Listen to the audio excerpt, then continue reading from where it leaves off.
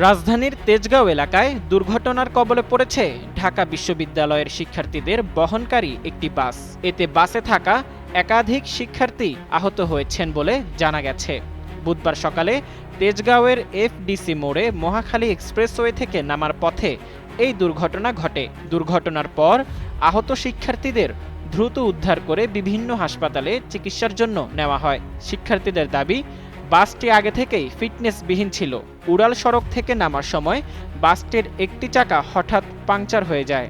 ফলে নন ইনভার্টার এসির দামে ঘরে আনুন বিদ্যুৎ সাশ্রয়ী ইনভার্টার এসি। এখন 1.5 ton my one inverter AC মাত্র 48,900 টাকা পাওয়া যাচ্ছে মিনিস্টার শোরুমে। চালক নিয়ন্ত্রণ হারিয়ে ফেলেন এবং বাসটি একটি মাইক্রোবাসের সঙ্গে ধাক্কা খায়।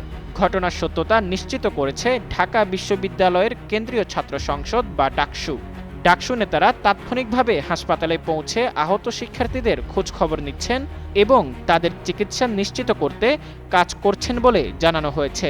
ডাকসুর ছাত্র পরিবহন সম্পাদক আসিফ আব্দুল্লাহ এক ফেসবুক পোস্টে জানান, এফডিসি মোড়ের সামনে খনিকার একটি বাস দুর্ঘটনার শিকার হয়েছে এবং আহতদের চিকিৎসা নিশ্চিত করতে তারা হাসপাতালে অবস্থান করছেন।